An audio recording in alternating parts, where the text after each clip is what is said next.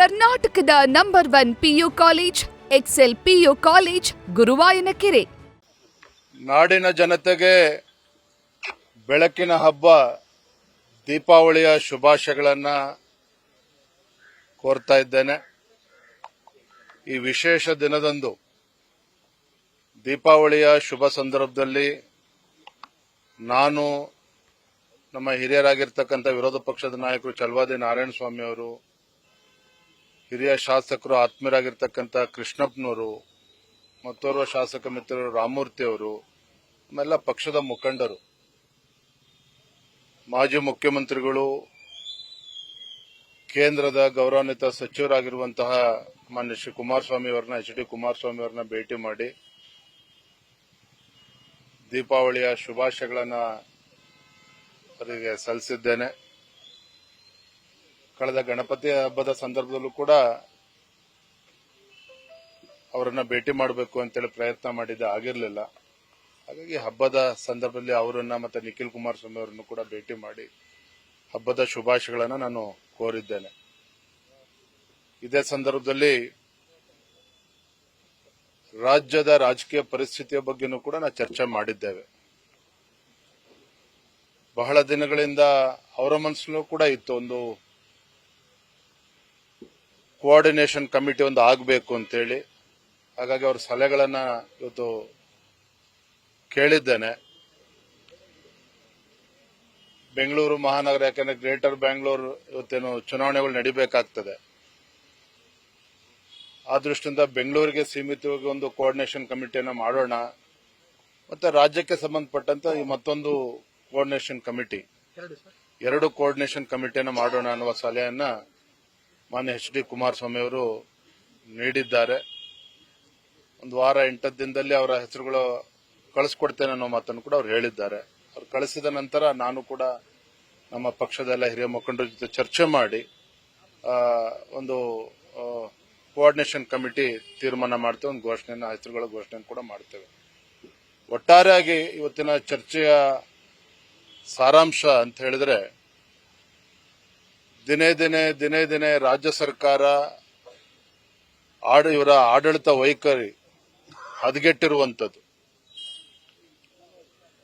ಬೆಂಗಳೂರಿನ ಪರಿಸ್ಥಿತಿ ಇರ್ಬೋದು, ರಾಜ್ಯದ ಪರಿಸ್ಥಿತಿ ಇರ್ಬೋದು, ಯಾವುದೇ ಒಂದು ಅಭಿವೃದ್ಧಿ ಇಲ್ಲದೇನೆ ಇವತ್ತು ಇಡೀ ಶಾಪವನ್ನು ಹಾಕ್ತಾ ಇದ್ದಾರೆ ಕಾಂಗ್ರೆಸ್ ಸರ್ಕಾರದ ಬಗ್ಗೆ. ಮತ್ತೊಂದು ಕಡೆ ಬೆಂಗಳೂರು ಮಹಾನಗರದ ಅವ್ಯವಸ್ಥೆಗಳನ್ನ ತಾವೇ ನೋಡ್ತಾ ಇದ್ದೀರಿ.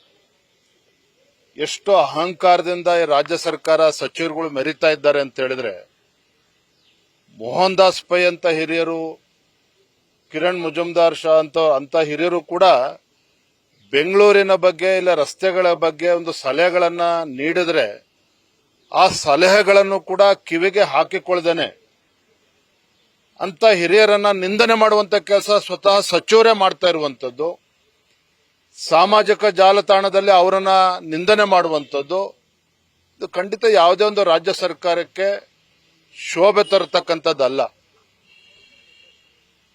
ಯಾವುದೇ ಸರ್ಕಾರಕ್ಕೆ ಇದು ಶೋಭೆ ತರುವಂತದ್ದಲ್ಲ. ಹಿಂದೆ ಯಡಿಯೂರಪ್ಪನವರು ಮುಖ್ಯಮಂತ್ರಿಗಳಿದ್ದಾಗ ಇದೇ ರೀತಿ ಸಲಹೆಗಳನ್ನ, ಟೀಕೆಗಳು ಬಂದಾಗಲೂ ಸಹ ಯಡಿಯೂರಪ್ಪನವರು ಮೋಹನ್ ದಾಸ್ ಪೈ ಅವರನ್ನ ಮನೆಗೆ ಕರೆಸಿಕೊಂಡು ಅವ್ರಿಗೆ ಟೀ ಕುಡಿಸಿ ಅವರ ಸಲಹೆಗಳನ್ನ ಸ್ವೀಕಾರ ಮಾಡಿದ್ರು, ಸಕಾರಾತ್ಮಕ ತೆಗೆದುಕೊಂಡಿದ್ರು ಟೀಕೆಗಳನ್ನ.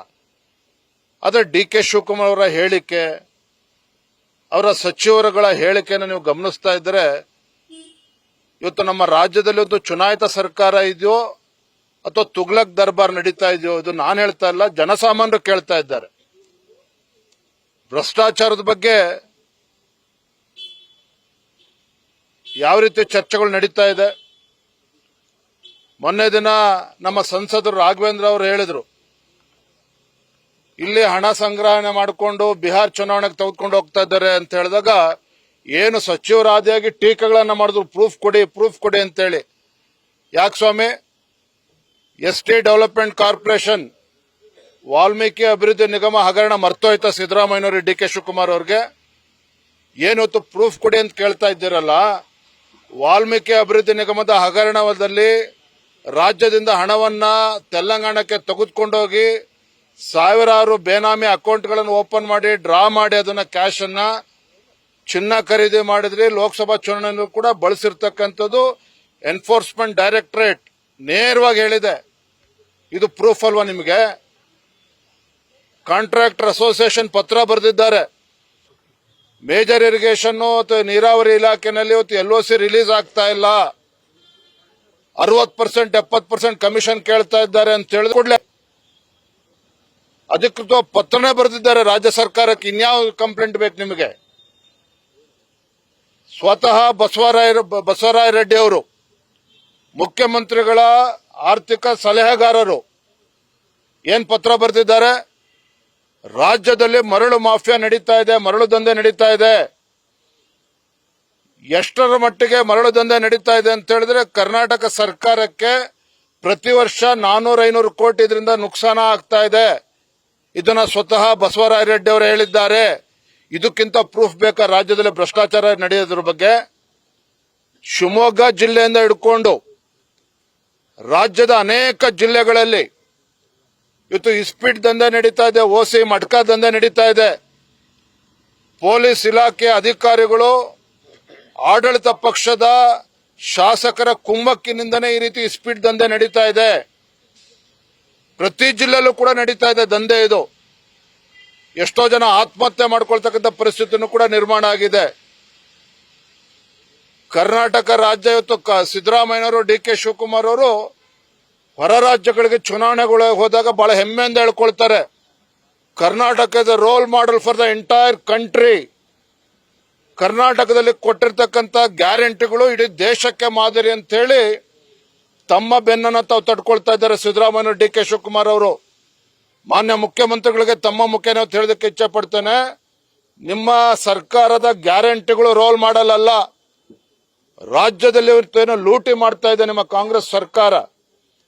ಕರ್ನಾಟಕ ರಾಜ್ಯವನ್ನ ಒಂದು ATM ಆಗಿ ಏನು ಪರಿವರ್ತನೆ ಮಾಡಿಕೊಂಡಿದ್ದೀರಿ, ಅನೇಕ ಉದಾಹರಣೆಗಳು ರಾಜ್ಯದ ಜನರ ಮುಂದೆ ಇದೆ.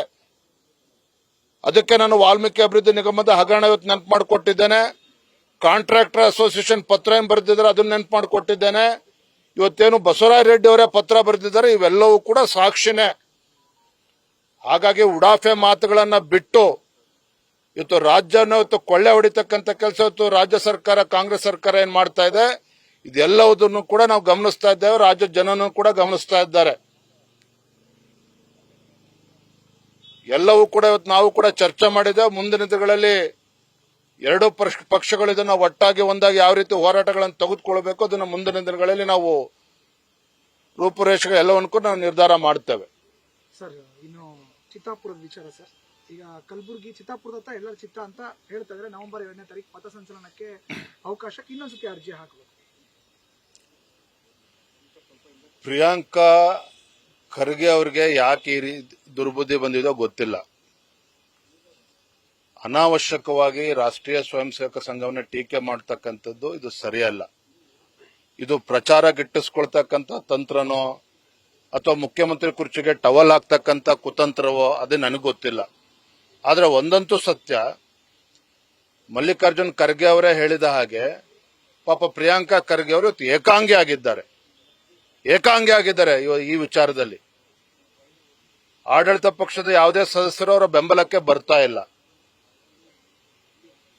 ಇವತ್ತು ಗಾಂಧಿ ಕುಟುಂಬ, ಇವತ್ತು ನೆಹರು ಇರ್ಬೋದು, ಇಂದಿರಾ ಗಾಂಧಿ ಅವರು ಇರ್ಬೋದು, ಯಾರ ಕೈಯಲ್ಲೂ ಕೂಡ ಇವತ್ತು ರಾಷ್ಟ್ರೀಯ ಸ್ವಯಂ ಸೇವಕ ಸಂಘವನ್ನ ಮಣಿಸೋದಕ್ಕೆ ಸಾಧ್ಯ ಆಗಿಲ್ಲ. ಈ ರೀತಿ ಹೇಳಿಕೆಗಳನ್ನ ಕೊಟ್ಟು ಅಥವಾ ಹೇಳಿಕೆಗಳನ್ನ ಪ್ರತಿನಿತ್ಯ ಕೊಡೋದ್ರ ಮುಖೇನ ಇವತ್ತು ಪ್ರಿಯಾಂಕಾ ಖರ್ಗೆ ಅವರಾಗ್ಲಿ ಕಾಂಗ್ರೆಸ್ ಪಕ್ಷದ ಮುಖಂಡರು ಕೆಲವರೇನು ಮಾಡ್ತಾ ಇದ್ದಾರೆ, ವಾಸ್ತವಿಕ ಸತ್ಯವನ್ನ ಮರೆಮಾಚುವಂತ ಕೆಲಸ ಇವತ್ತು ಮಾಡ್ತಾ ಇದ್ದಾರೆ. ಆಡಳಿತ ಪಕ್ಷದ ವೈಫಲ್ಯಗಳನ್ನ ಮುಚ್ಚಿ ಹಾಕಿಕೊಳ್ತಕ್ಕಂಥ ಸಲುವಾಗಿ ಈ ರೀತಿ ಪ್ರಚಾರವನ್ನ ತೆಗೆದುಕೊಳ್ತಾ ಇದ್ದಾರೆ ವಿನಃ ಇದರಲ್ಲಿ ಅವರು ಏನು ಕೂಡ ಸಾಧನೆ ಮಾಡೋದಕ್ಕೆ ಸಾಧ್ಯ ಇಲ್ಲ.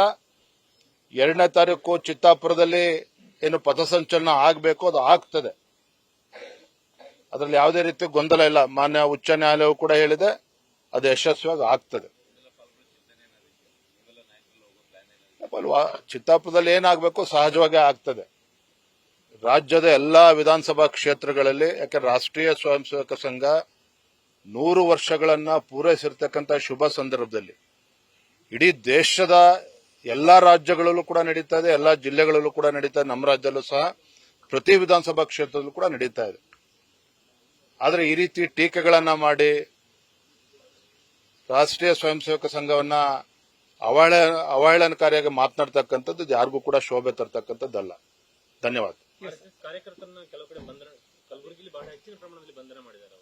ಅನೇಕ ಅಗ್ನಿ ಪರೀಕ್ಷೆಗಳನ್ನ ರಾಷ್ಟ್ರೀಯ ಸ್ವಯಂ ಸೇವಕ ಸಂಘ ಎದುರಿಸದೆ ಯಶಸ್ವಿಯಾಗಿ ಗೆದ್ದು ಮುಂದೆ ಸಾಗಿದೆ.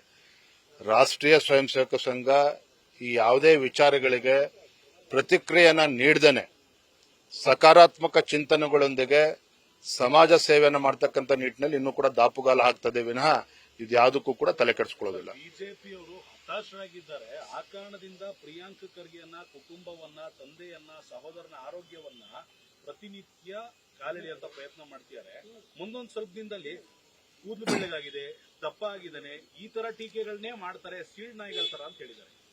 ಈ ರೀತಿ ಅಪ್ರಬುದ್ಧ ಹೇಳಿಕೆಗಳಿಗೆ ನಾವು ಪ್ರತಿಕ್ರಿಯೆ ನೀಡೋದಕ್ಕೆ ಹೋಗೋದಿಲ್ಲ. ನಾನು ತಮ್ಮ ಮೂಲಕ ಗೌರವಾನ್ವಿತ ಸಚಿವರಾಗಿರುವಂತಹ ಪ್ರಿಯಾಂಕಾ ಖರ್ಗೆ ಅವರಿಗೆ ಒಂದೇ ಮಾತನ್ನ ಹೇಳ್ತೇನೆ, ಕೆಲ್ಸಕ್ಕೆ ಬಾರದನ್ನ ಮಾತನಾಡೋದನ್ನ ಬಿಟ್ಟು 40-50 ವರ್ಷಗಳ ಸುದೀರ್ಘ ಒಂದು ರಾಜಕೀಯ ಹಿಡಿತವನ್ನ ಹಿಡ್ಕೊಂಡು ತಮ್ಮ ತಂದೆಯವರಾಗ್ಲಿ ತಾವಾಗ್ಲಿ ಇವತ್ತು ಸಚಿವ ಸ್ಥಾನದಲ್ಲಿ ಏನಿದ್ದೀರಿ, ಗುಲ್ಬರ್ಗಾ ಜಿಲ್ಲೆಯ ಪರಿಸ್ಥಿತಿ ಇವತ್ತು ಏನಾಗಿದೆ, ಶೈಕ್ಷಣಿಕವಾಗಿ ಎಷ್ಟು ಹಿಂದುಳಿದಿತ್ತು ಗುಲ್ಬರ್ಗಾ ಜಿಲ್ಲೆ, ಅದಕ್ಕೆ ಯಾರು ಹೊಣೆಗಾರರು? ನಿಮ್ಮ ಜಿಲ್ಲೆ ಇವತ್ತು ಅಭಿವೃದ್ಧಿ ಆಗಿಲ್ಲ ಅಂತ ಹೇಳಿದ್ರೆ ಅದಕ್ಕೆ ಯಾರು ಹೊಣೆಗಾರರು? ಬಿಜೆಪಿ ಸರ್ಕಾರ ಇದ್ದಾಗ ಗುಲ್ಬರ್ಗಾ ಜಿಲ್ಲೆ ಎಷ್ಟು 1,000 ಕೋಟಿ ಅಭಿವೃದ್ಧಿಗೋಸ್ಕರ ಹಣವನ್ನ ಕೊಟ್ಟಿದ್ದಾರೆ. ನಿಮ್ಮ ಕಾಂಗ್ರೆಸ್ ಪಕ್ಷ ಅಧಿಕಾರದಲ್ಲಿದ್ದಾಗ ಎಷ್ಟು ಹಣವನ್ನ ನೀಡಿದ್ದೀರಿ, ಎಷ್ಟು ಅಭಿವೃದ್ಧಿ ಯಾರ ಕಾಲದಲ್ಲಿ ಆಗಿದೆ, ಇದ್ರ ಬಗ್ಗೆ ಸ್ವಲ್ಪ ಅವ್ರು ಬೆಳಕು ಚೆಲ್ಲಿದ್ರೆ ಬಹುಶಃ ಅವ್ರಿಗೂ ಕೂಡ ಒಳ್ಳೇದಾಗ್ತದೆ. ಧನ್ಯವಾದ. ನ್ಯೂಸ್ ಫಸ್ಟ್ ನಿರ್ಭೀತಿಯಿಂದ ನಿಮ್ಮ ಪರವಾಗಿ.